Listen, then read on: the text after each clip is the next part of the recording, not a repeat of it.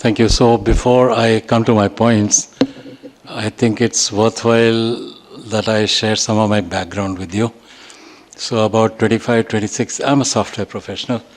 About 26 years I worked all over the world in the area of software, big companies and all. And then I became an advisor to the Minister of Education in India for about 6 years, starting from Mr. Arjun Singh to, I forget her name always, the lady, Smriti Irani. Yeah, okay. So at that time, and after that, I am now a professor with IIT Bombay. I also run my own online education companies, and so I have some idea of both sides, the private sector, the government, as well as running my own online learning company. When I was with IIT Bombay as a full-time guy, we did a lot of things with the ministry at that time. I don't know if you've heard of an initiative called NME ICT, National Mission on Education through ICT. A budget of $4 billion. Can you imagine the government of a country like India dedicating $4 billion to education? And this is apart from what was being spent on colleges, setting up infra, all of that.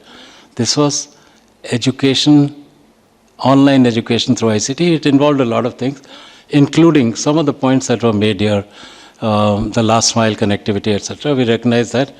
We set up something called NKN, the National Knowledge Network, which reaches all universities and all colleges.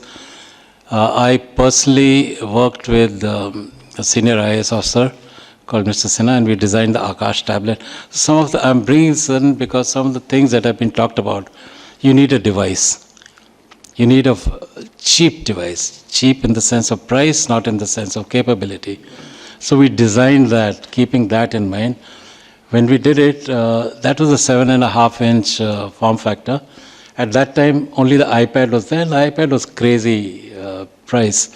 So we, from scratch, talking with all the vendors, the IC vendors, the display vendors, we brought it down to a price of 4,000 rupees for that device.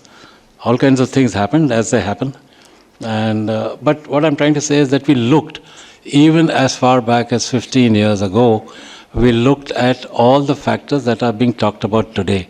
How do we reach the last learner?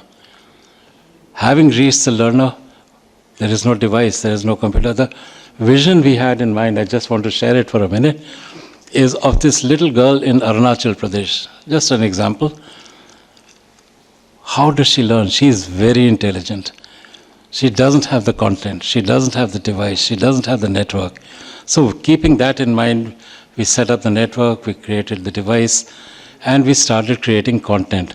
So IITBX, I think we have somebody in some panel, IIMBX, which followed, oh yeah, there you are. You go next. So that followed from IITBX, if you know, because we took on, we partnered with edX in IIT Bombay and set up IITBX, MOOCs, and then the various IIMs started. IIMBX is one of them. Okay, so content, device, connectivity, we looked at all those factors. Something I think one of you said, we are talking about policy. I have a firm belief that in India we have the best policies but the worst implementation. And that is, I think, where we in education also suffer. Great policies, great initiatives, implementation takes everything away. Yeah. Okay? Yeah. So take IGNOU, we spoke about, sorry?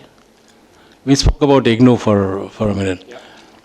I know IGNOU intimately. Even the current VC, the previous VC, all of those, good friends because of my time in the ministry. IGNOU does ODL, that Lokesh was talking about. It's not really online learning.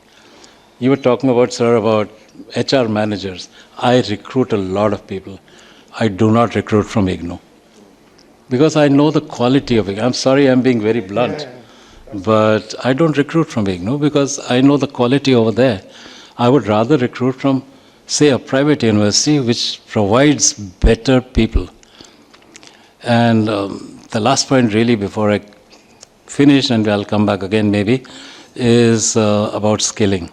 I absolutely agree with what the previous speakers have said. I think somebody spoke about not degrees but skilling is what matters now. I think you also spoke about it.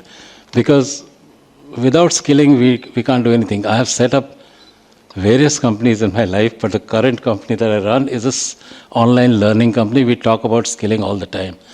We sell to enterprises. We are tying up with educational institutions, HE institutions, because unless you have the skills, you can have any kind of degrees. It's not going to, in most of the subjects. I run a project for the Ministry of Culture which deals with history and culture of India. Now there, the only skills that I can look at are things like research methodology. But if I want to recruit somebody who knows history, I have to go with somebody who has a degree, a master's or a PhD, which is what I recruit. But for the rest of it all, the rest of the universe, we have to have skilled people. We can't just pick up somebody off the street because he or she has a degree, a BCA or an MCA or something. It's not going to work. They need to have the skills. I think that is what I wanted to say.